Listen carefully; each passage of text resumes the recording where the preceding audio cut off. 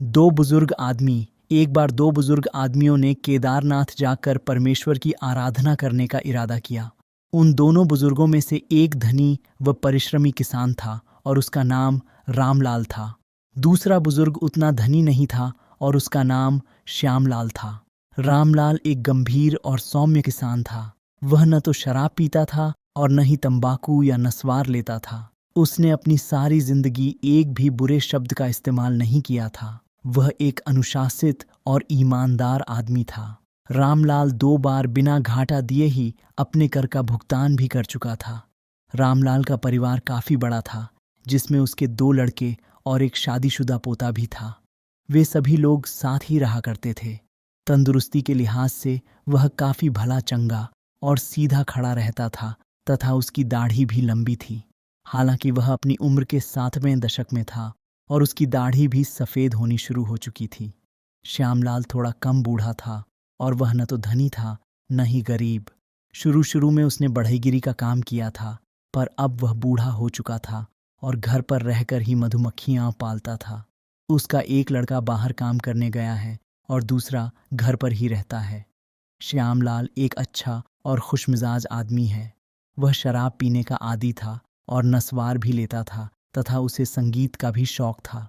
श्यामलाल एक शांतिप्रिय व्यक्ति था और अपने परिवार तथा पड़ोसियों के साथ प्रेम से रहता था। श्यामलाल कम ऊंचाई वाला, गहरे रंग का और घुंघराली दाढ़ी वाला एक गंजा किसान था।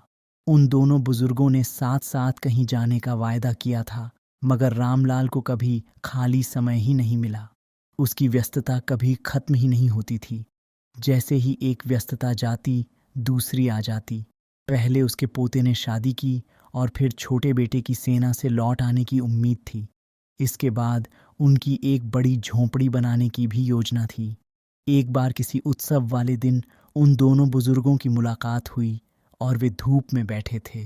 श्यामलाल ने कहा, अच्छा बताओ, हम कब बाहर निकलेंगे और अपना वायदा पूरा करेंगे? रामलाल ने अपनी भौहें चढ़ाई और बोला, हमें थोड़ा इंतज़ार करना चाहिए। इस साल हमें थोड़ी परेशानी है। मैं एक बड़ी झोंपड़ी बनाने में लगा हूँ। मैंने 100 रुपये खर्च करने की योजना बनाई है। मेरा काम भी 1/3 हो चुका है, पर अभी भी पूरा खत्म नहीं हुआ है। इसे पूरा होने में गर्मी तक का समय लगेगा। गर्मियों तक यदि ईश्वर की इच्छा हुई, तब हम बिना किसी परेशानी के चल चलेंगे। श्यामलाल ने जवाब दिया, मेरे विचार से अब हमें इस काम को टालना नहीं चाहिए और आज ही चलना चाहिए। इस समय बहुत अच्छा वसंत का मौसम है। समय तो वाकई ठीक है, पर मेरा काम शुरू हो चुका है और मैं इसे बीच में ही कैसे छोड़ सकता हूँ? क्या तुम्हारे पास कोई और आदमी नहीं है? तुम्हारा लड़का भी इसे देख सकता है। वह कैसे कर सकता है? मेरे बड़े लड़के पर यकीन नहीं किया जा सकता है। वह तो शराबी है। मेरे दोस्त, एक दिन हम सब मर जाएंगे और उन्हें हमारे बिना ही रहना होगा। तुम्हारे बेटे को यह सीखना ही चाहिए। तुम्हारा कहना बिल्कुल ठीक है, पर मैं अपनी आंखों से यह काम खत्म होते हुए देखना चाहता हूँ। मेरे प्यारे दोस्त, तुम अपने सारे काम कभी पूरे नहीं कर पाओगे। त्योहार की तैयारी में आज मेरे घर की सारी मेहनती औरतें घर की सफाई कर रही थीं। ये दोनों ही काम ज़रूरी हैं, पर तुम इन्हें कभी ख़त्म नहीं कर पाओगे। मेरी बड़ी बहू, जो एक समझदार औरत है और कहती है, परमेश्वर का लाख लाख धन्यवाद है कि त्योहार आ रहा है, पर यह हमारा इंतज़ार नहीं करता है। साथ ही वह यह भी कहती है, ये काम कभी ख़त्म नहीं होंगे। रामलाल अपने ख्यालों में डूब गया और बोला, मैंने इस मकान में काफ़ी रकम लगा दी है और हम इस यात्रा पर खाली हाथ नहीं जा सकते हैं। इसमें 100 रुपये से कम नहीं खर्च होगा। श्यामलाल जोर से हंसा और बोला, मेरे दोस्त, अगर मैं गलत नहीं हूं तो तुम्हारे पास मुझसे 10 गुना अधिक संपत्ति है और तुम रकम की बात कर रहे हो। तुम सिर्फ इतना बताओ कि हमें चलना कब है। मेरे पास कुछ भी नहीं है, पर मैं इंतज़ाम कर लूँगा। रामलाल मुस्कुराया, तुम दिल के कितने धनी हो, मगर तुम इंतज़ाम कैसे करोगे? मैं घर का कुछ कबाड़ बेच दूंगा, इससे कुछ इंतज़ाम हो जाएगा, और बाकी के लिए मैं अपने पड़ोसी को अपनी मधुमक्खियों के इस छत्ते को बेच दूंगा। वह काफ़ी दिनों से इनके पीछे पड़ा हुआ है। यह साल मधुमक्खियों के लिहाज से बहुत अच्छा होने वाला है। तुम इसके लिए पछताओगे। पछताऊंगा? नहीं दोस्त, मैं अपने जीवन में सिवाय अपने पापों के किसी भी चीज के लिए नहीं पछताता। मेरे लिए मेरी अंतरात्मा से अधिक कीमती कुछ भी नहीं है। यह ठीक है, लेकिन जब घर पर सब ठीक ठाक नहीं है तब इस काम में आनंद नहीं है। मगर जब हमारी आत्मा सही नहीं है तब यह कैसे होगा? तब यह तो और भी बुरा होगा। हमने चलने की प्रतिज्ञा की है। आओ चलें, मैं तुमसे अनुरोध करता हूँ, आओ चलें। श्यामलाल ने अपने साथी से काफी बातें की। रामलाल ने इस पर बार बार सोचा और सुबह वह श्यामलाल के पास जाकर बोला, अच्छा तो आओ चलें। तुम सही कहते हो, जिंदगी और मौत पर ईश्वर की ही इच्छा चलती है। जब तक हम जिंदा हैं और हम में ताकत है, हमें वहां जरूर जाना चाहिए। उन दोनों बुजुर्गों ने सप्ताह के आखिर तक अपनी तैयारियां पूरी कर लीं। रामलाल के पास घर में पैसा था। उसने अपनी यात्रा के लिए 100 रुपये ले लिए और अपनी बूढ़ी औरत के लिए 200 रुपये छोड़ दिए। उधर श्यामलाल भी तैयार था। उसने अपने पड़ोसी को 10 मधुमक्खियों के छत्ते बेच दिए और जो 10 मधुमक्खियों के छत्ते तैयार होने वाले थे वे भी उसने उसी को बेच दिए। उसके पास अब 70 रुपये इकट्ठा हो चुके थे और बचे हुए 30 रुपये उसने अपने घर में छिपाकर रखे हुए स्थान से निकाल लिए। उसकी बूढ़ी औरत को उसकी बहू ने जो पैसे दिए थे और इसे उसने अपने अंतिम समय के लिए बचाकर रखे थे, वे सब भी उसने अपने आदमी को दे दिए। रामलाल ने अपने बड़े बेटे को सब कुछ समझा दिया था कि किस चारागाह को किराए पर देना है और खाद कहाँ रखनी है तथा मकान की छत कैसे बनवानी है। उसने हर चीज के बारे में सोचा और पहले से ही आदेश भी दे दिया। उधर श्यामलाल ने अपनी बूढ़ी बीवी से सिर्फ इतना ही कहा कि तैयार होने वाले मधुमक्खियों के छत्ते को बिना किसी चालाकी के पड़ोसी को दे देना। घरेलू मामलों के बारे में सिवाय इसके उसने कुछ भी नहीं कहा। यदि कुछ सामने आए तो उसका सामना करना। तुम घर के सभी लोग वही करना जिसे तुम अच्छा समझना। अब वे दोनों बुजुर्ग आदमी चलने को तैयार थे। उन किसानों ने काफी रोटी तैयार करके रख ली थी। मोजे की जगह पहने जाने वाले कपड़े काट कर रख लिए थे। उन्होंने नए जूते पहने और कुछ जूते साथ रख लिए थे।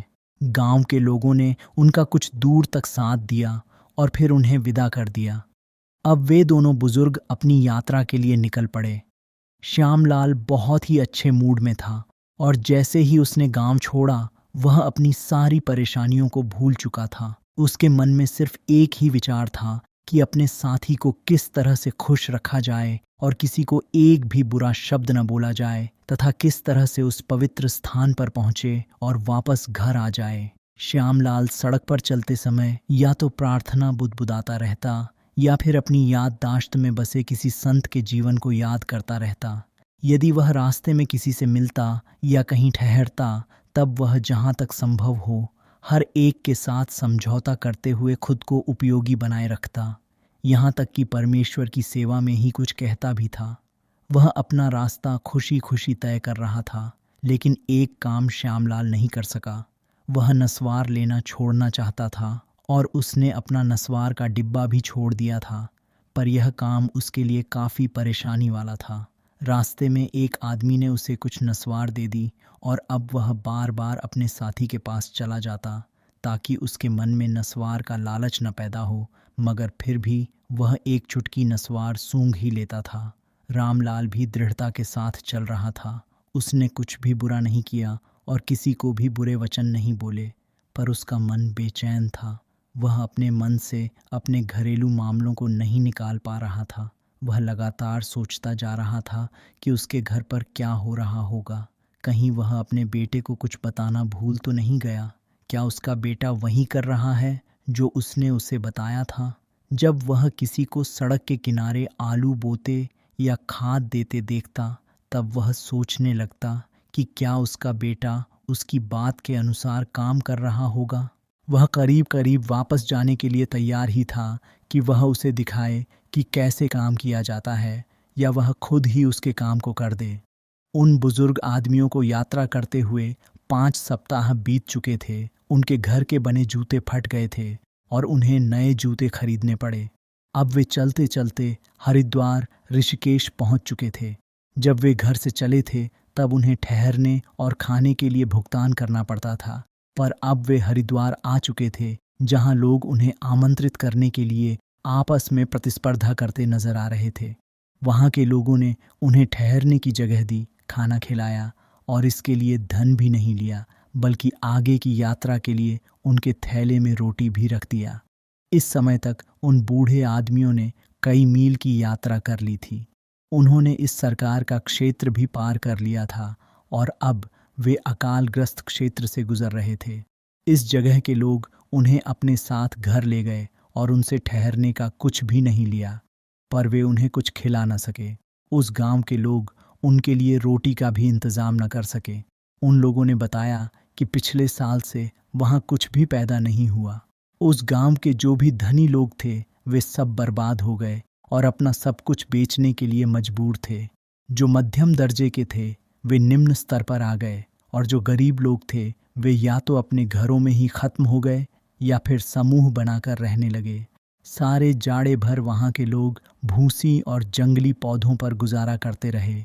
एक बार वे दोनों बुजुर्ग एक छोटी सी जगह पर रुके और वहां से उन्होंने 15 रोटी खरीदी तथा रात गुजारने के बाद वे सुबह जल्दी ही चल दिए ताकि दिन के गर्म होने तक अधिक से अधिक दूरी तय कर सकें। उन्होंने तकरीबन 10 मील की यात्रा भी तय कर ली थी और एक नदी के तट पर आ पहुंचे। उन लोगों ने अपने गिलास में पानी भरा और रोटी के छोटे छोटे टुकड़ों को भिगोने लगे तथा अपने जूते भी बदल लिए। वे वहां कुछ देर आराम करने लगे। तभी श्यामलाल ने अपनी छोटी सी नस्वार की डिबिया निकाली। रामलाल ने उसकी तरफ अपना सिर घुमाया और कहा, क्यों नहीं तुम इस गंदी चीज को फेंक देते? श्यामलाल ने अपना सिर झटकते हुए जवाब दिया, मेरा यह गुनाह बहुत मजबूत है, आप इसमें कर ही क्या सकते हैं। अब वे उठकर खड़े हो गए और आगे की तरफ चल पड़े। करीब आधा मील चलने के बाद वे एक बड़े से गांव में पहुंचे। वे गांव के भीतर घुस गए। उस समय काफी गर्मी थी। श्यामलाल थकान से बुरी तरह चूर था और वह पानी पीना तथा थोड़ा आराम करना चाहता था, मगर रामलाल का मन रुकने का नहीं था। रामलाल चलने में थोड़ा तगड़ा था और श्यामलाल को उसका साथ देने में थोड़ी परेशानी हो रही थी। उसने कहा, मैं पानी पीना चाहता हूँ।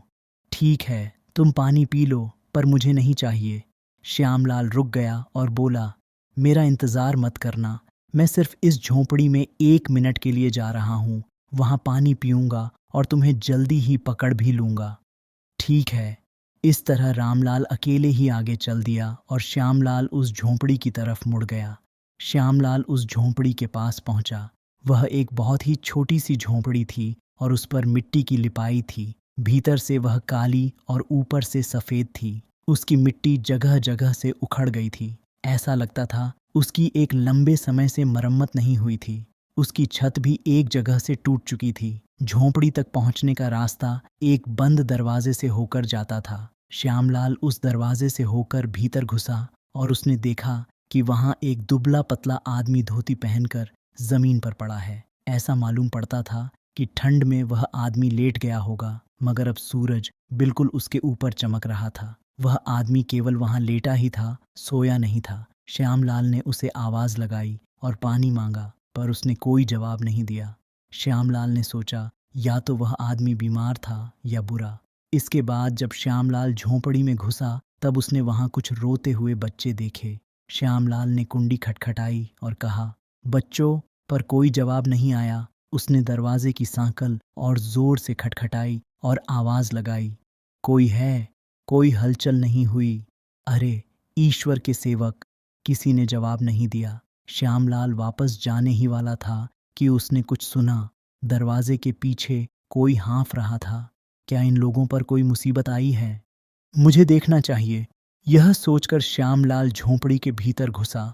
श्यामलाल ने दरवाजे की धुंडी घुमाई, जो भीतर से बंद नहीं थी, इसलिए खुल गई और अब वह झोंपड़ी के भीतर था। दरवाजा वैसे ही खुला रहा और अंदर बाईं तरफ एक चूल्हा, सीधे कोने में पूजा स्थल और एक बेंच पड़ी थी। बेंच पर एक बूढ़ी औरत सिर्फ एक साड़ी पहने बैठी थी, जिसके बाल बेतरतीब ढंग से बिखरे थे और उसने अपना सिर मेज से टिका रखा था। उसकी कुहनी के पास एक दुबला पतला छोटा सा लड़का खड़ा था, जिसका रंग मोम की तरह पीला और पेट कुपोषण की वजह से फूला हुआ था। उस बच्चे ने औरत की बांह पकड़ रखी थी और पूरी ताकत से चिल्लाकर कुछ खाने के लिए मांग रहा था। श्यामलाल ने देखा कि झोंपड़ी के भीतर का माहौल बहुत ही दमघोंटू है और चूल्हे के पीछे एक औरत पड़ी हुई है। वह औरत पीठ के बल लेटी थी और ऊपर की तरफ नहीं देख रही थी। वह केवल दुखी थी और कभी कभी अपने पैरों को फैलाती व समेटती थी। वह इधर उधर करवट भी बदल रही थी तथा उससे निकलती बदबू की भी अनदेखी कर रही थी। उस बूढ़ी औरत ने अपना सिर ऊपर उठाया और उस आदमी की तरफ देखा तथा पूछा, तुम क्या चाहते हो? हमारे पास तुम्हें देने के लिए कुछ भी नहीं है। श्यामलाल ने उस महिला की बात समझ ली और सीधा उसके पास पहुंचा। बोला, मैं ईश्वर का एक सेवक हूं और यहाँ पानी पीने आया हूं। वह औरत बोली, यहाँ कुछ भी नहीं है, कुछ भी देने के लिए नहीं है, चले जाओ। श्यामलाल ने उससे पूछना शुरू किया, क्या यहाँ कोई ऐसा आदमी नहीं है जो उस औरत की देखभाल कर सके? नहीं, यहाँ कोई नहीं है। वह आदमी भूख से मर रहा है और यहाँ हम इस हाल में हैं। उस बच्चे ने जब एक अजनबी को देखा तब उसने रोना बंद कर दिया, मगर जैसे ही वह बूढ़ी औरत बोली, उसने फिर से उसकी बांह पकड़ ली और रोटी दादी रोटी कहकर चिल्लाना शुरू कर दिया। श्यामलाल उस बूढ़ी औरत से कुछ और प्रश्न पूछने ही वाला था कि तभी वह किसान लड़खड़ाता हुआ झोंपड़ी में घुसा। उसने दीवार का सहारा ले रखा था और बेंच पर बैठने ही जा रहा था कि तभी वह किनारे की तरफ गिर पड़ा। उसने उठने की कोशिश नहीं की, पर वह कुछ कहना चाहता था। वह मुश्किल से ही एक शब्द बोल पाया था कि उसकी सांस उखड़ गई। बीमार है बेचारा, भूख से मर रहा है। किसान ने उस बच्चे की तरफ अपने सिर से इशारा किया और उसकी आंखों में आंसू आ गए। श्यामलाल ने अपने कंधे से झोला उतारा, अपने हाथ खाली किए और फिर झोला जमीन पर रखकर उसे बेंच पर रखने के लिए उठाया तथा खोलने लगा। उसने उसमें से एक रोटी निकाली और उस किसान को दिया। किसान ने उसे नहीं खाया और उस लड़के व लड़की की तरफ इशारा करते हुए कहा, प्लीज उन्हें दे दीजिए। श्यामलाल ने बच्चे को वह टुकड़ा पकड़ा दिया। उस छोटे से बच्चे को रोटी की खुशबू मिली और उसने उसे अपने दोनों हाथों से पकड़कर इसमें अपनी नाक घुसा दी। एक छोटी लड़की चूल्हे के पीछे से रेंग कर निकली और रोटी को घूरने लगी। श्यामलाल ने उसे भी कुछ दिया और फिर रोटी का एक बड़ा सा टुकड़ा तोड़कर उस बूढ़ी औरत को दे दिया। उस औरत ने उस टुकड़े को लिया और उसे चबाने की कोशिश करने लगी। उस औरत ने श्यामलाल से कहा, क्या तुम पानी ला दोगे? इनके मुंह सूख रहे हैं। मैंने पानी भरने की कोशिश की थी, पता नहीं आज या कल, यह मुझे याद नहीं है, पर मैं गिर पड़ी थी और मुझे पानी भी नहीं मिला था। अगर किसी ने चुरा न ली हो तो वह बाल्टी भी वहीं होगी। श्यामलाल ने उनसे कुएं के बारे में पूछा। उस बूढ़ी औरत ने इशारे से बता दिया। श्यामलाल उसी तरफ गया और उसे बाल्टी मिल गई। वह पानी ले आया और उसने उन लोगों को भी पानी पिलाया। वे बच्चे अभी भी रोटी और पानी साथ साथ खा रहे थे। उस बूढ़ी औरत ने भी थोड़ा सा खाया, पर किसान ने खाने से मना कर दिया और कहा, यह मेरा पेट खराब कर देगा। उसकी औरत ने अपनी रोटी के अलावा इस बात पर ध्यान नहीं दिया। श्यामलाल गांव में गया और एक दुकान से उसने कुछ आटा, नमक, मक्खन और एक कुल्हाड़ी खरीदी। उसने कुछ लकड़ियां चीरी और चूल्हा में आग जलाई। इस काम में उस छोटी सी लड़की ने भी उसकी सहायता की। श्यामलाल ने दलिया उबाला और उन लोगों को खिलाया। उस किसान और बूढ़ी औरत ने थोड़ा सा ही खाया, पर उस छोटी लड़की और लड़के ने पूरे बर्तन को छांट कर साफ कर दिया था। अब वे दोनों बच्चे एक दूसरे की बाहों में बाहें डाले सो रहे थे। किसान और बूढ़ी औरत ने अब यह बताना शुरू कर दिया कि यह सब कुछ उनके साथ किस ढंग से घटित हुआ। उन्होंने कहा, हम इस अकाल से पहले भी धनी नहीं थे और जब पैदावार बिल्कुल ही नहीं हुई तब पिछले वसंत में बचाया हुआ सब कुछ हमें खाने में खर्च कर देना पड़ा। हमारा सब कुछ खत्म हो गया और हमने अपने पड़ोसियों व दयालु लोगों से भीख मांगना शुरू कर दिया। शुरू में तो उन लोगों ने हमें दिया और फिर भगा दिया। कुछ लोग हमें खुशी से देना चाहते थे, पर उनके पास कुछ भी नहीं था। हमें वाकई भीख मांगने में शर्म महसूस होती थी। धीरे धीरे हम उन सभी लोगों के पैसे, आटा और रोटी के कर्जदार हो गए। किसान ने कहा, मैंने काम करने की भी कोशिश की, पर वहाँ कोई काम ही नहीं था। सभी जगह किसान खाने के लिए काम की तलाश में भटक रहे थे। एक दिन काम मिलता तो 2 दिन उसकी तलाश करनी पड़ती थी। इस बूढ़ी औरत और छोटी बच्ची को भीख मांगने के लिए काफी दूर जाना पड़ता था। उन्हें कुछ अधिक नहीं मिलता था, क्योंकि किसी के पास भी फालतू रोटी नहीं थी। हम इसी उम्मीद में जी रहे थे कि नई फसल आएगी और तब तक यह चलता ही रहेगा, मगर तभी उन लोगों ने देना बंद कर दिया और यह बीमारी भी आ गई। हमारे हालात बद से बदतर होते चले गए।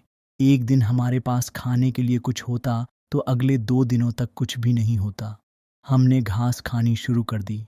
शायद घास या इसी तरह की कोई चीज़ खाने की वजह से मेरी पत्नी बीमार पड़ गई। मेरी पत्नी बीमार थी और मुझ में ताकत नहीं बची थी। हमारे बचने का कोई रास्ता नहीं था। बूढ़ी औरत ने कहा, केवल मैं ही बची थी और वह भी भूखी। मैंने अपनी सारी ताकत खो दी थी और बहुत कमज़ोर हो गई थी। वह छोटी बच्ची इतनी कमज़ोर हो चुकी थी कि उसकी धड़कन तक कम हो गई। हमने उसे पड़ोसी के घर भेजा, पर वह नहीं गई और उस कोने में रेंग कर चली गई। कल से पहले एक पड़ोसन इधर से गुजरी थी और उसने देखा कि हम भूख से मर रहे हैं और बीमार हैं, पर वह मुड़कर नहीं आई और चली गई। इस बीमार औरत का आदमी इसे छोड़कर चला गया है और इसके पास अपने बच्चों को खिलाने के लिए कुछ भी नहीं था। इसलिए हम यहाँ लेटकर मौत का इंतजार कर रहे थे। श्यामलाल ने उनकी बातें सुनी और उस दिन अपने साथी से जाकर मिलने का इरादा बदल दिया। वह उस रात वहीं रुक गया। सुबह वह जल्दी उठा और उसने अपने रोजमर्रा के काम इस तरह निपटाए कि जैसे वह इस घर का मालिक था। उसने और उस बूढ़ी औरत ने रोटी के लिए आटा गूंथा और फिर चूल्हे में आग जलाई। श्यामलाल उस छोटी लड़की के साथ पड़ोसियों के पास जरूरत का सामान मांगने गया, क्योंकि वहां घरेलू काम के लिए कुछ भी नहीं था। सारा सामान बिक चुका था, यहाँ तक कि कपड़े भी नहीं थे। श्यामलाल ने जरूरत का सामान इकट्ठा किया। कुछ तो उसने खुद ही बनाए और कुछ खरीद लिए। इस तरह श्यामलाल ने वहां 1 दिन, 2 दिन और तीसरा दिन भी बिता दिया। वह छोटा लड़का अब स्वस्थ हो चला था और श्यामलाल को प्यार करने के लिए बेंच पर चढ़ जाता था। वह छोटी लड़की भी पूरी तरह से ठीक हो चुकी थी और सभी कामों में उसकी सहायता भी करती थी। साथ ही वह श्यामलाल के पीछे दादा दादा कहकर दौड़ती भी रहती थी। वह बूढ़ी औरत भी अब चलने फिरने लगी थी और पड़ोसियों के पास जाने लगी थी। उस किसान ने दीवार का सहारा लेकर धीरे धीरे चलना शुरू कर दिया था। केवल वह औरत ही अभी तक बेहोश थी, पर तीसरे दिन उसे भी होश आ गया और उसने कुछ खाने के लिए मांगा। श्यामलाल ने सोचा, मैंने यहाँ काफ़ी समय बिता दिया है और अब मुझे यहाँ से चलना चाहिए। चौथे दिन इन फाकों के बाद पहली बार उन्हें पनीर खाने की अनुमति मिली। श्यामलाल ने सोचा, अब मैं इन लोगों के साथ खाना खाऊंगा। मैं इनके लिए कुछ खाने का सामान खरीदूंगा और शाम तक चला जाऊंगा। श्यामलाल दोबारा गांव में गया और वहां से उसने दूध, आटा, पनीर खरीदा। सुबह श्यामलाल मंदिर गया और घर लौटकर उसने उन सभी लोगों के साथ पनीर खाया। आज वह औरत भी उठ गई थी और रेंगने भी लगी थी। उस किसान ने अपनी हजामत भी बना ली थी और बूढ़ी औरत की धोई हुई साफ साड़ी भी पहन रखी थी। अब वह गांव के एक धनी किसान के पास उसकी सहायता मांगने पहुंचा।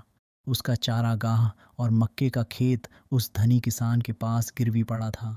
वह उस किसान के पास यह पूछने गया कि क्या वह उसे उसके चारागाह और मक्के के खेत की नई फसल के आने तक दे सकता था। किसान शाम को अपनी आंखों में आंसू लिए दुखी मन से घर वापस लौटा। उस धनी किसान ने उस पर दया नहीं दिखाई और कहा, उसकी रकम ले आओ। श्यामलाल फिर से सोच में पड़ गया, यह किसान कैसे रह पाएगा। इन लोगों के पास कुछ भी नहीं है तथा इनके खेत भी गिरवी पड़े हैं। इस समय जौ पकने वाली है और लोग फसल काटने के लिए तैयार हैं। हमारी धरती माँ ने इस साल अच्छी फसल दी है, मगर इन लोगों को कुछ भी नहीं मिलेगा, क्योंकि इनके खेत उस धनी किसान के पास गिरवी पड़े हैं।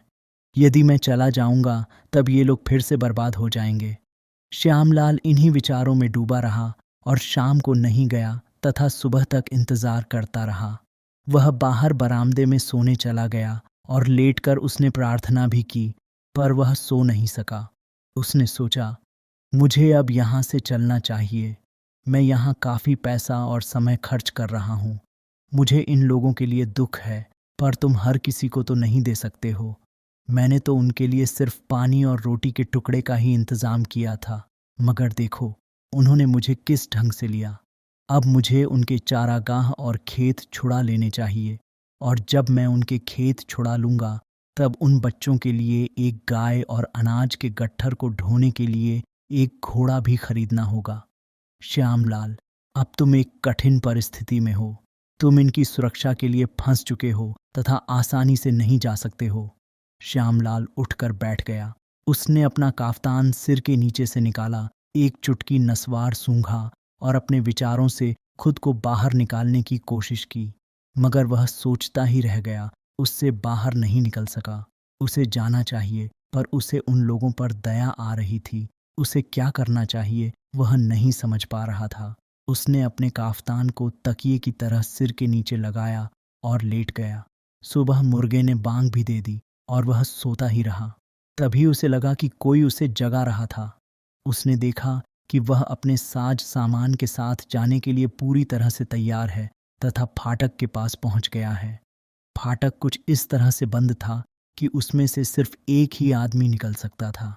जैसे ही वह फाटक के पास पहुंचता है कि तभी एक तरफ से किसी ने उसका थैला पकड़ लिया। वह उसे छुड़ाने की कोशिश करता है कि तभी दूसरी तरफ से किसी ने उसका पैर पकड़ लिया था। वह छुड़ाने के लिए देखता है कि वहां उस छोटी बच्ची ने उसे पकड़ रखा है और रोते हुए कह रही है, दादा, प्यारे दादा, रोटी। दूसरी तरफ वह देखता है कि वह लड़का उस पर चढ़ रहा है और वह बूढ़ी औरत तथा किसान खिड़की से उसे देख रहे हैं। श्यामलाल चौंक कर जाग गया और उसने मन ही मन कहा, कल मैं खेत और चारागाह छुड़ा लूंगा और एक घोड़ा व अगली फसल के आने तक के लिए आटा भी खरीदूंगा। बच्चों के लिए मैं एक गाय खरीदूंगा, क्योंकि शिव से मिलने तुम पहाड़ चढ़ोगे और क्या उसे अपनी ही आत्मा में खो दोगे। मुझे इन लोगों की स्थिति ठीक करनी ही चाहिए। श्यामलाल अगले दिन सुबह तक सोता रहा और फिर सुबह ही उस धनी किसान के पास पहुंचा। उसे रकम चुकाकर उसने खेत और चारागाह छुड़ा लिया। उसने खेत काटने वाला औजार भी खरीद लिया, जिसे वह किसान पहले ही बेच चुका था। उसने किसान को खेत काटने के लिए भेज दिया और खुद घोड़ा एवं उसके साथ लगने वाली गाड़ी खरीदने उस सराय मालिक के पास गया जो उन्हें बेचने के लिए तैयार था। उसने थोड़ा मोल भाव किया और फिर खरीद लिया। इसके बाद श्यामलाल ने आटा खरीदा और बोरा गाड़ी में रखकर एक गाय खरीदने के लिए आगे चला। थोड़ी दूर चलने पर उसने दो औरतों को बातें करते सुना। वे अपनी ही भाषा में बातें कर रही थीं। श्यामलाल ने अनुमान लगाया कि वे उसके बारे में ही बातें कर रही थीं। हे परमेश्वर, शुरू शुरू में तो उन्हें उसका अंदाज ही नहीं लगा। उनका ख्याल था कि वह सिर्फ एक आदमी है। जब वह आया था तब लगा कि वह सिर्फ पानी पीने के लिए ही रुका था। फिर उसने कहा, उन्हें जो कुछ भी चाहिए वह ले आएगा। मैंने आज ही उसे सराय मालिक के पास से एक घोड़ा और गाड़ी खरीदते देखा है। मुझे नहीं पता था कि ऐसे लोग भी दुनिया में हैं। हमें चलकर उसे देखना चाहिए। श्यामलाल ने सब कुछ सुना और समझ गया कि वे उसकी प्रशंसा कर रही थीं। वह गाय खरीदने नहीं गया। उसने वापस लौटकर सराय मालिक को घोड़े का पैसा दिया और उस पर लगाम लगाकर गाड़ी के साथ झोंपड़ी वापस लौट आया। वह उसे लेकर फाटक तक आया और फिर गाड़ी से अलग कर दिया। घर के लोगों ने घोड़े को देखा और भौंचक के रह गए। उन्हें यह समझ में आ चुका था कि यह घोड़ा उनके लिए ही लाया गया था, पर वे कुछ भी बोलने का साहस न कर सके। किसान फाटक खोलने के लिए बाहर निकल आया और पूछा, दादा, तुम्हें यह घोड़ा कहाँ मिला? उसने जवाब दिया, मैंने इसे खरीदा है। मुझे यह सस्ते में मिल गया था। इसके लिए थोड़ा नरम घास काट लाओ और बोरा ले जाओ। किसान ने घोड़े को खोल दिया और बोरा घर में ले गया तथा काफी घास काटकर घोड़े के सामने फैला दिया। जब वे सोने चले गए तब श्यामलाल अपने सामान के साथ बाहर बरामदे में ही सोया। वे लोग जब सो ही रहे थे तभी श्यामलाल उठा, अपने कंधे पर अपना थैला डाला, जूते पहने, काफ्तान पहना और रामलाल के पीछे चल दिया। श्यामलाल अभी 5 मील ही चला होगा कि सुबह की रोशनी होनी शुरू हो गई। वह एक पेड़ के नीचे बैठ गया और अपना थैला खोला तथा सोचने लगा। उसने अपने पैसे गिने, जिसमें अब केवल 17 रुपये और 10 पैसे ही बचे थे। उसने सोचा कि इतने पैसों से वह समुद्र पार नहीं कर सकता था और शिव के नाम पर भीख मांगना एक बहुत बड़ा पाप है। मेरा दोस्त रामलाल अकेला ही चला जाएगा और मेरे लिए वहां एक दिया जला देगा, लेकिन मेरे मरने तक मुझ पर यह कर्ज बना रहेगा। हे ईश्वर, मेरा साथी दयालु है, वह धीरज रखेगा। श्यामलाल उठा, उसने अपना थैला अपने कंधे पर डाला और वापस घर की तरफ चल पड़ा। इस बार वह गांव का चक्कर काटकर गुजरा ताकि वहां के लोग उसे देख न सकें। श्यामलाल जल्दी ही घर पहुंच गया, क्योंकि जब उसने चलना शुरू किया था तब रामलाल के साथ चलने में ऐसा मालूम पड़ता था कि उसे अधिक ताकत लगानी पड़ रही थी, पर वापस लौटने में ईश्वर ने उसे इतनी शक्ति दे दी थी कि उसे थकान मालूम ही नहीं पड़ी। वह सारा रास्ता खुशी और उमंग से पूरा करता चला गया। वह एक दिन में 70 मील तक चल लेता था। श्यामलाल घर वापस आ गया। उसके खेत पहले ही जोते बोए जा चुके थे। गांव के लोग उसे देखकर बहुत खुश थे और उन लोगों ने उससे सवाल पूछने शुरू कर दिए कि उसने अपने साथी को क्यों छोड़ दिया और वह उसके साथ आगे क्यों नहीं गया। श्यामलाल ने उन्हें यह बताना जरूरी नहीं समझा। उसने कहा, ईश्वर ने उसे इसकी अनुमति नहीं दी। मैंने अपना पैसा सड़क पर ही खो दिया और अपने साथी से बिछुड़ गया। इसी वजह से मैं उसके साथ नहीं जा सका। ईश्वर के लिए मुझे माफ कर दो। श्यामलाल ने बची हुई रकम अपनी पत्नी के हाथों में रख दी और उससे घरेलू मामलों के बारे में पूछा। तब पता चला कि सब कुछ ठीक ठाक था। खेतों में भी काम बचा नहीं था और सभी लोग शांति व प्रसन्नता से रह रहे थे। उसी शाम रामलाल के आदमियों ने भी सुना कि श्यामलाल वापस आ चुका है। तब उन्होंने उससे रामलाल के बारे में जानकारी प्राप्त करनी चाहिए। श्यामलाल ने उन लोगों को भी वही कहानी सुना दी कि तुम्हारा वह बुजुर्ग आदमी दृढ़तापूर्वक आगे बढ़ता गया और हम बिछुड़ गए। मैं उसे पकड़ लेना चाहता था, पर मेरा सारा पैसा खो गया और मैं उसे नहीं पकड़ सका। इसलिए मैं वापस लौट आया। वहां के लोगों को इस बात पर आश्चर्य हुआ कि इतने समझदार आदमी ने कैसी बेवकूफ़ी का काम किया जो बीच रास्ते से ही लौट आया। इसने केवल अपना पैसा बर्बाद किया। उन लोगों को आश्चर्य तो हुआ, पर फिर भूल गए। श्यामलाल भी सब कुछ भूल गया और उसने अपने घर गृहस्थी के काम फिर से शुरू कर दिए। वह जाड़ों के लिए लकड़ी कटवाने में अपने लड़के का हाथ बंटवाता, अपनी पत्नी के साथ चारा काटता। उसने अपना छप्पर भी फिर से सुधार दिया, मधुमक्खियों के छत्तों को भी ठीक किया और अपने पड़ोसी को 10 छत्ते भी दिए। उसकी बूढ़ी औरत उन बिके हुए छत्तों में बढ़ी हुई मधुमक्खियों की संख्या को छुपाना चाहती थी, परंतु श्यामलाल को पता था कि कितने छत्तों में बढ़ोतरी हुई है और कितनों में नहीं।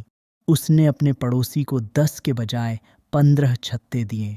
श्यामलाल ने सब कुछ व्यवस्थित कर लिया तथा अपने लड़के को काम पर भेजकर खुद झाड़ों के लिए जूते बनाने लगा और मधुमक्खियों के छत्ते तैयार करने लगा। जिन दिनों श्यामलाल उन बीमार लोगों के साथ ऊबता रहा और रामलाल अपने साथी का इंतजार ही करता रहा। वह थोड़ी दूर चला और फिर बैठ गया। वह इंतजार करते करते सो गया और उठने पर भी उसका साथी नहीं आया था। उसने चारों तरफ अपनी नज़र दौड़ाई। अब तो सूरज भी पेड़ों के पीछे जा चुका था, पर श्यामलाल का कहीं पता नहीं था। वह मुझे छोड़कर नहीं जा सकता, पर शायद किसी ने उसे अपने साथ किसी सवारी पर बैठा लिया हो और मुझे सोते हुए उसने न देखा हो तथा आगे निकल गया हो। यदि अब मैं पीछे जाता हूँ तब वह और भी आगे चला जाएगा। उसने सोचा, यह तो और भी बुरा होगा। मुझे आगे चलना चाहिए। हमारी मुलाकात आगे सराय पर हो जाएगी।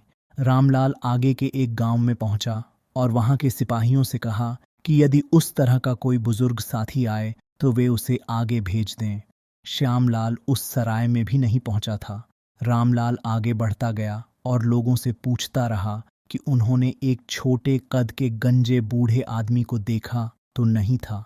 लोगों के नहीं कहने पर रामलाल को आश्चर्य हुआ और वह अकेला ही बढ़ता गया। उसने सोचा, हम आगे केदारनाथ पर मिल जाएंगे। अब उसने सोचना बंद कर दिया था। रास्ते में उसकी मुलाकात एक पेशेवर तीर्थयात्री से हुई। उस तीर्थयात्री ने पंडितों चोंगा पहन रखा था। उसके बाल काफी लंबे थे और वह केदारनाथ दूसरी बार जा रहा था। उनकी मुलाकात सराय में हुई थी और बातचीत के बाद वे साथ हो लिए। वे लोग अब सुरक्षित देवप्रयाग पहुंच गए और वहां उन्होंने 3 दिनों तक दर्शन किए। वहां और भी तीर्थयात्री थे। वे सभी लोग अलग अलग जगहों से आए थे। यहाँ भी रामलाल ने श्यामलाल के बारे में पूछताछ की, पर उसका कुछ भी पता नहीं चला। किसी ने भी उसे नहीं देखा था। रामलाल ने घोड़ा गाड़ी के बारे में पता किया तो उसकी लागत रुपये बताई गई। उसने वापसी के लिए 4 रुपये का भुगतान किया और इस यात्रा के लिए रोटियां भी खरीद कर रख ली थीं। उस पंडित ने भी रामलाल के साथ अपनी जगह ले ली। सारे दिन घोड़ा गाड़ी चलती रही और शाम को तेज हवा चली तथा बारिश भी होने लगी। उस समय घोड़ा गाड़ी चलना मुश्किल हो रहा था। लोग इधर उधर गिरने लगे, औरतें चिल्लाने लगीं तथा कमजोर लोग भागकर अपने अपने लिए सुरक्षित जगहें ढूंढने लगे थे। रामलाल भी डर गया था, पर उसने भय को अपने चेहरे पर नहीं आने दिया। ठीक जहां वह बैठा था वहीं कुछ बूढ़े लोग जो कि दक्षिण से आए थे वे भी बैठे थे। वे लोग सारी रात अपने अपने थैलों से चिपके चुपचाप बैठे रहे। तीसरे दिन मौसम साफ हो गया और 5वें दिन वे सब श्रीनगर पहुंच गए। कुछ तीर्थयात्री वहां किनारे उतर गए क्योंकि वे मंदिर देखना चाहते थे जो कि अब अंग्रेजों के कब्जे में था। रामलाल वहां नहीं उतरा। उसने वहां से सिर्फ थोड़ी रोटी खरीदी। यहाँ वे लोग 24 घंटे रुके और फिर चल दिए। उन्होंने अपना अगला पड़ाव रुद्रप्रयाग पर किया और फिर गुप्तकाशी होते हुए सोनप्रयाग पहुंच गए। सोनप्रयाग में सभी तीर्थयात्री उतर गए। वहां से गौरीकुंड तक की यात्रा पैदल ही तय करनी थी। वहां पहुंचते ही कुछ लोगों में इतनी दीवानगी थी कि वे ऊपर से ही कूद पड़े, मगर बाकी लोग खुशी खुशी उतर गए। वे लोग वहां ठहरने के स्थान पर पहुंचे। उन्होंने वहां खाना खाया और तीर्थयात्रियों के साथ पवित्र जगहों पर गए। वे सभी लोग अब एक पुरुष प्रधान मठ में इकट्ठा हुए, जहां औरतें एक तरफ बैठी थीं और पुरुष दूसरी तरफ बैठे थे। उन लोगों को जूते उतारकर गोलाकार स्थिति में बैठना था। थोड़ी देर में एक मठवासी तौलिया लेकर हाजिर हुआ और उसने उन सभी तीर्थयात्रियों के पैर धोए व पोंछे। वे सभी लोग सुबह व मध्य रात्रि की प्रार्थनाओं में शामिल हुए और वहां उन्होंने अपने माता पिता के नाम भी दर्ज कराए। वहां इन लोगों ने पारंपरिक खाना खाया। सुबह वे लोग धार्मिक गीत गाए। वहां से वे गौरी देवी मंदिर में गए और गर्म जल का कुंड भी देखा और उसमें स्नान भी किया। इसके बाद वे लोग केदारनाथ की ओर आगे बढ़े। जंगल चट्टी, भैली चट्टी, लिंचौली, चौबारी पर गए। वह पंडित तीर्थयात्री उन सभी जगहों को दिखा रहा था और धन का सहयोग देने की जरूरत कहाँ है यह भी बताता जा रहा था। वे सभी लोग रात का खाना खाने के लिए भीमबली, एक धार्मिक विश्राम स्थल, आ गए थे। खाना खाने के बाद जैसे ही वे सोने जा रहे थे कि तभी उस पंडित तीर्थयात्री ने अपने चोंगे को झटकते हुए जोर से कहा, मैं लुट गया। किसी ने मेरा बटुआ चुरा लिया। उसमें मेरे 23 रुपये थे। 2 नोट 10 के थे और 3 फुटकर थे। वह पंडित तीर्थयात्री बहुत दुखी हुआ, पर अब तो कुछ भी नहीं हो सकता था। वे सभी लोग सोने के लिए चले गए थे। रामलाल भी सोने के लिए लेट गया, पर तभी उसके मन में विचार आया कि उस पंडित का धन चोरी नहीं हुआ था, क्योंकि उसके पास कुछ था ही नहीं। उसने कहीं कुछ नहीं दिया था। उसने मुझे यह तो बताया था कि मुझे कहाँ पैसा देना है, पर उसने खुद कहीं नहीं दिया था। और तो और उसने मुझसे 1 रुपये उधार भी लिया था। रामलाल के मन में जब इस तरह का विचार आया, तब उसे खुद पर गुस्सा भी आया कि मैं उस आदमी को क्यों परख रहा हूँ। यह गलत है। मैं यह सब नहीं सोचूंगा। अभी उसने सोने की कोशिश शुरू ही की थी कि तभी फिर से उसके विचारों ने उसे घेर लिया और वह सोचने लगा कि पंडित ने किस तरह से अपने बटुए के बारे में एक अविश्वसनीय कहानी सुनाई थी। उसके पास तो पैसे थे ही नहीं, ये सब उसका नाटक था। अगली सुबह वे उठे और मंदिर में प्रार्थना के लिए इकट्ठा हुए। उस पंडित ने रामलाल का साथ नहीं छोड़ा और उसी के साथ साथ हर जगह जाना चाहता था। वे एक मंदिर में पहुंचे जहां लोगों की एक भीड़ इकट्ठा थी, जिसमें तीर्थयात्री पंडित थे। रामलाल भी पवित्र द्वार से लोगों की भीड़ के साथ भीतर घुसा। एक मठवासी ने वहां उसको रास्ता दिखाया। पंडित ने हर जगह को दिखाया और उसके बारे में भी बताया। रामलाल ने भी उस जगह एक दिया जलाया। कुछ मठवासियों ने रामलाल को दाहिनी तरफ थोड़ा ऊपर की ओर मानसरोवर ले गए। वहां रामलाल ने प्रार्थना की और स्नान किया। इसके बाद उन्होंने रामलाल को वह छेद दिखाया जहां से पृथ्वी में नरक का रास्ता जाता है। वे उन्हें कुछ और भी दिखाना चाहते थे, पर भीड़ जल्दी में थी। वे सभी केदारनाथ मंदिर की तरफ भागे। वहां भीड़ अभी घुसी ही थी और यह एक धार्मिक परंपरावादी भीड़ की शुरुआत ही थी। रामलाल भी भीड़ के साथ मंदिर में गया। रामलाल उस पंडित तीर्थयात्री से अपना पीछा छुड़ाना चाहता था, क्योंकि वह उस पंडित तीर्थयात्री के बारे में लगातार बुरा सोचने का पाप कर रहा था, और उसी के साथ वह केदारनाथ मंदिर में घुसा। वे सभी शिव के पास आना चाहते थे, पर नहीं पहुंच सके। लोग इतने पास पास सटे हुए थे कि आगे पीछे होना संभव नहीं था। रामलाल खड़ा हुआ और आगे की तरफ देखकर उसने अपनी प्रार्थना पूरी की, पर इसका कोई फायदा नहीं था, क्योंकि वह लगातार यही सोच रहा था कि उसका बटुआ उसके पास है कि नहीं। उसके मन में दो तरह के विचार चल रहे थे। एक तरफ तो वह सोच रहा था कि वह पंडित उसे धोखा दे रहा है, और दूसरी तरफ वह सोच रहा था कि यदि वह पंडित उसे धोखा नहीं दे रहा है और वह वाकई लुट गया था, तब यह सब कुछ उसके साथ भी हो सकता था। रामलाल वहां केदारनाथ मंदिर के सामने खड़ा है और उधर ही मुंह करके प्रार्थना भी कर रहा है। यह वही मंदिर है जो 12 ज्योतिर्लिंगों में से एक है। रामलाल आकाश की ओर देखता है और कहता है, क्या अद्भुत दृश्य है। उस जगह पर आशीर्वाद की अग्नि जल रही है, और उसी के सामने वह देखता है कि एक छोटे कद का गंजा आदमी खुरदुरा सा कपड़ा पहने खड़ा है। उसे वह आदमी श्यामलाल की तरह लगा। रामलाल ने सोचा, वह श्यामलाल है, पर वह यहाँ अकेले कैसे हो सकता है। वह मुझसे पहले नहीं पहुँच सकता, वह मुझसे आगे नहीं जा सकता था, और वह हमारे ग्रुप में भी नहीं था। मैंने सभी तीर्थयात्रियों को देखा था, वह वहाँ भी नहीं था। रामलाल जब इस उधेड़बुन में था, तभी उस छोटे कद के आदमी ने प्रार्थना शुरू कर दी, और वह 3 बार आगे की तरफ झुका, जिसमें पहली बार वह ईश्वर की तरफ और फिर उन धार्मिक लोगों की भीड़ की तरफ भी 2 बार झुका। जैसे ही वह छोटे कद का आदमी दाहिनी तरफ लोगों की तरफ झुका, तभी रामलाल ने उसे पहचान लिया। वह श्यामलाल ही था। गालों पर उगी उसकी घुंघराली दाढ़ी, वही भौहें, वही आंखें और नाक, सभी कुछ वैसा ही था। वह सचमुच श्यामलाल ही था। रामलाल खुशी से भर गया कि उसका साथी उसे मिल गया, पर वह आश्चर्यचकित था कि वह उससे पहले वहां कैसे पहुंच गया। उसने मन ही मन कहा, ठीक है, पर वह आगे की कतार में कैसे पहुंच गया। जरूर वह किसी से मिला होगा जिसने उसे वहां सामने पहुंचा दिया। जैसे ही हम यहाँ से बाहर निकलेंगे, मुझे इससे मिल लेना चाहिए। मैं इस पंडित से भी छुटकारा पाना चाहता हूँ, और वह शायद मुझे भी आगे वाली जगह तक पहुंचा दे। सारे समय वह श्यामलाल पर अपनी नजरें टिकाए हुए था, ताकि वह कहीं खो न जाए। अब सभा भी खत्म हो गई और भीड़ छंटने लगी। लोग अपने अपने रास्ते जाने के लिए संघर्ष करने लगे थे कि तभी रामलाल को एक तरफ से धक्का लगा, और तभी उसे डर लगा कि कहीं कोई उसका बटुआ न चुरा ले। रामलाल ने अपना बटुआ कसकर पकड़ लिया और जोर लगाकर उस भीड़ से निकलकर खुली जगह में पहुंचने की कोशिश करने लगा। उसने खुली जगह पहुंचने के साथ साथ श्यामलाल की हर जगह बहुत तलाश की और मंदिर में भी ढूंढा। उसने देखा कि मंदिर के आंगन में बहुत से लोग इकट्ठा हैं और वहां खा पी रहे हैं तथा पढ़ व सो रहे हैं, मगर उनमें श्यामलाल नहीं था। रामलाल लौटकर अपने ठिकाने पर आ गया, पर उसे उसका साथी नहीं मिला। आज की शाम वह पंडित तीर्थयात्री भी नहीं आया। वह कहीं गायब हो गया था, और उसने वह रुपये भी उसे वापस नहीं किया। रामलाल अब अकेला रह गया। अगले दिन रामलाल फिर उस बूढ़े आदमी, जो कि उसी के साथ आया था, के साथ आदि शंकराचार्य की समाधि जो कि मंदिर के पीछे स्थित है, में पहुंचा। वह भीड़ में आगे जाना चाहता था, पर भीड़ ने उसे फिर पीछे धकेल दिया।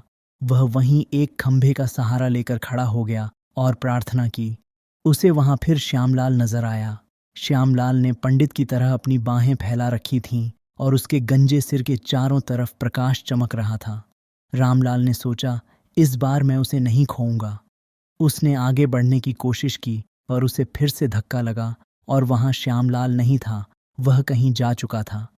तीसरे दिन फिर से रामलाल ने भैरव मंदिर केदारनाथ के रक्षक भगवान भैरव का मंदिर की तरफ देखा तो उसे वहां उसी पहले वाले रूप में श्यामलाल दिखाई दिया। उसकी नज़रें बिल्कुल स्थिर थीं और उसका गंजा सिर चमक रहा था। रामलाल ने सोचा कि इस बार मैं इसे नहीं जाने दूंगा और दरवाजे पर ही खड़ा हो जाऊंगा। यहाँ से वह बचकर नहीं जा सकेगा। रामलाल जाकर दरवाजे पर खड़ा हो गया और आधे दिन तक वहीं खड़ा रहा। सभी लोग चले गए पर श्यामलाल नहीं मिला। रामलाल ने केदारनाथ में 6 हफ्ते बिताए और वह हर जगह गया। उसने मानसरोवर का पवित्र जल और थोड़ी मिट्टी भी साथ रख ली तथा सभी जगहों में अपनी स्मृतियां भी लिखीं और वापसी के लिए कुछ धन बचाकर सभी कुछ वहीं खर्च कर दिया। रामलाल ने अब घर वापसी की यात्रा शुरू की और गौरीकुंड पहुंचकर घोड़ा गाड़ी से सोनप्रयाग आ गया। फिर वहां से घर की तरफ पैदल चलना शुरू कर दिया। रामलाल पहले की तरह अब उसी जानी पहचानी सड़क पर अकेला चल रहा था। जैसे जैसे वह अपने घर के पास आता जा रहा था उसके मन में चिंताएं उमड़ने लगीं कि उसके बिना वहां लोग किस तरह से होंगे। उसने सोचा 1 साल में बहुत सा पानी बह गया होगा। एक घर को बनाने में पूरा जीवन लग जाता है और इसे बर्बाद होने में अधिक समय नहीं लगता। उसके लड़के ने इन कामों को किस तरह से संभाला होगा, वसंत का मौसम किस तरह बीता होगा, जाड़े में मवेशी कैसे रहे होंगे, उन लोगों ने नई झोंपड़ी किस तरह से बनाई होगी। रामलाल चलते चलते अब उस जगह पहुंच गया था जहां वह 1 साल पहले श्यामलाल से अलग हुआ था। उस समय वहां के लोगों को पहचानना मुश्किल हो रहा था। 1 साल पहले यहाँ पर लोग बेहद गरीब थे और इस समय सभी लोग काफ़ी आरामदेह स्थिति में थे। यहाँ फसल भी अच्छी थी, लोग अच्छी स्थिति में आ चुके थे और अपनी पुरानी तकलीफ़ों को भूल भी गए थे। शाम को रामलाल उस गांव में भी पहुंचा जहां साल भर पहले श्यामलाल रुका था। वह उस गांव में घुसा ही था कि तभी सफ़ेद शर्ट पहनकर एक छोटी सी लड़की एक झोंपड़ी से कूदकर बाहर आई और बोली, दादा, प्यारे दादा, हमारे साथ चलो। रामलाल आगे जाना चाहता था पर उस छोटी बच्ची ने उसे आगे नहीं जाने दिया। वह रामलाल की कमीज पकड़कर उसे खींचते हुए अपनी झोंपड़ी में ले गई और हंसने लगी। वहां दरवाजे पर एक औरत छोटे लड़के के साथ खड़ी थी। उसने भी रामलाल का स्वागत किया और कहा, अंदर आइए दादा, हमारे साथ खाना खाइए और आप यहाँ रात भी गुजार सकते हैं। रामलाल भीतर झोंपड़ी में घुसा और उसने सोचा, यही ठीक है, मैं श्यामलाल के बारे में भी पूछ लूँगा क्योंकि यही वह झोंपड़ी है जिसमें वह पानी पीने के लिए रुका था। झोंपड़ी में घुसने पर उस औरत ने रामलाल का थैला उसके कंधे से उतार लिया और उसका हाथ मुंह धुलवाकर बैठने के लिए एक स्टूल दिया। उस औरत ने उसे दूध और खाने के लिए रोटी मक्खन भी दिया। रामलाल ने उन लोगों को एक तीर्थयात्री की इस तरह से आवभगत करने के लिए धन्यवाद दिया। उस औरत ने अपना सिर हिलाया और कहा, हम तीर्थयात्रियों का आतिथ्य सत्कार करके उनकी सहायता नहीं कर रहे हैं। हमारा जीवन एक तीर्थयात्री का आरणी है। हम यहाँ रहते थे और ईश्वर को भूल चुके थे तथा ईश्वर भी हमें भूल गया था, इसलिए हमने सिर्फ मृत्यु की ही उम्मीद की थी। पिछली गर्मियों में हमारे साथ बहुत बुरा समय गुजरा। हम सभी लोग बीमार थे और हमारे पास कुछ भी खाने के लिए नहीं था। हम सब मरने ही वाले थे कि तभी ईश्वर ने तुम्हारी ही तरह का एक बुजुर्ग आदमी यहाँ भेज दिया। वह यहाँ दोपहर में आया था और जब उसने हमें देखा तब उसे हमें इस हालत में देखकर बहुत दया आई। वह हमारे पास रुक गया और उसने हमें पानी पिलाया तथा खाना भी खिलाया। उसने हमें हमारे पैरों पर खड़ा भी किया तथा हमारी ज़मीन भी हमें वापस दिलाकर एक घोड़ा और एक गाड़ी भी खरीदी। फिर हमें छोड़कर वह चुपचाप चला गया। इतने में एक बूढ़ी औरत भीतर कमरे से निकली और उस औरत की बात के बीच में टोकते हुए बोली, हमें यह भी नहीं पता है कि वह आदमी था या ईश्वर का भेजा देवदूत। उसने हमें स्नेह किया, हम पर करुणा दिखाई और फिर हमें बिना बताए कि वह कौन था चला गया। अब हम यह भी नहीं जानते हैं कि हम किस आदमी के लिए प्रार्थना करें। मुझे अभी भी याद है कि मैं वहाँ लेटी थी और मौत का इंतज़ार कर रही थी। तभी वह छोटे कद का आदमी आया। वह रुका नहीं और उसने पानी मांगा। वह गंजा भी था। मैं कितना पापी था। मैंने सोचा कि वह यहाँ किसी तलाश में आया था, पर जैसे ही उसने हमें देखा अपने कंधे से थैला उतारा और वहां रखकर उसे खोल दिया। तभी वह छोटी लड़की बीच में बोल पड़ी, नहीं दादी, पहले उसने अपना थैला वहां बीच में रखा था और उसे उठाकर बेंच पर रख दिया था। उन लोगों ने श्यामलाल के बारे में बातें शुरू कर दी कि वह कहाँ बैठा था, कहाँ सोया था, और उसने इन लोगों से जो भी कहा था उसे याद भी करने लगे। रात को वह किसान भी घोड़े के साथ आया और श्यामलाल के बारे में बताने लगा कि वह किस तरह से उनके साथ रहा था। वह बताने लगा कि यदि श्यामलाल वहां नहीं आता तो वे सभी अपने पापों की वजह से मर चुके होते। हम हताशा में बर्बाद हो रहे थे और ईश्वर तथा लोगों के खिलाफ बुदबुदा रहे थे। लेकिन उस आदमी ने हमें हमारे पैरों पर खड़ा कर दिया और उसी से हमने ईश्वर को जानना सीख लिया तथा हमें यह यकीन हो गया कि इस दुनिया में कुछ अच्छे लोग भी हैं। शिव उनका भला करे। पहले हम जानवरों की तरह रहते थे और उसने हमें मनुष्य बना दिया। उन लोगों ने रामलाल को पीने के लिए काफी कुछ दिया और रात को ठहरने की जगह भी दी तथा वे खुद भी इसके बाद सोने चले गए। रामलाल की आंखों में नींद नहीं थी और विचार उसके दिमाग से निकल ही नहीं पा रहे थे। वह सोच रहा था कि उसने श्यामलाल को किस तरह से केदारनाथ में सबसे खास जगह 3 बार देखा, इसीलिए वह वहां मुझसे पहले पहुंच गया। वह सोचने लगा, मेरा श्रम परमेश्वर स्वीकार कर भी सकता है और नहीं भी कर सकता है, परंतु परमेश्वर ने उसकी सेवा अवश्य स्वीकार कर ली। सुबह उन लोगों ने रामलाल को अलविदा कहा और रास्ते के लिए उसे काफी आलू और रोटी भी दे दी।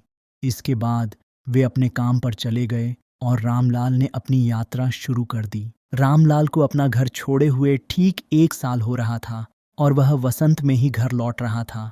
वह शाम को घर पहुंचा। उसका लड़का घर पर नहीं था। वह पब गया हुआ था और वहां से नशे की हालत में घर वापस लौटा। रामलाल ने उससे पूछना शुरू किया, तब उसे पता चला कि उसकी गैर मौजूदगी में वह बुरी आदतों का शिकार हो चुका था। उसने सारे पैसे बेकार के कामों में खर्च कर दिए थे।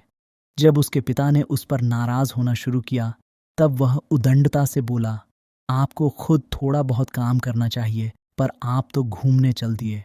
और हाँ, अपने साथ सारा पैसा भी ले गए तथा मुझे जिम्मेदार ठहराते। रामलाल यह सुनकर गुस्सा हो गया और उसने अपने लड़के को मारा। सुबह सुबह वह अपने लड़के के बारे में बात करने पहुंचा। वह श्यामलाल के घर के सामने से गुजर रहा था। वहां दरवाजे पर श्यामलाल की बूढ़ी पत्नी खड़ी थी। उसने रामलाल का अभिवादन किया और पूछा, आपका स्वास्थ्य कैसा है और आपकी तीर्थ यात्रा कैसी रही? रामलाल रुक गया। वह बोला, ईश्वर की कृपा थी कि मैं चला गया, पर तुम्हारा पति बीच में ही बिछुड़ गया था। मैंने सुना है वह घर पहुंच चुका है।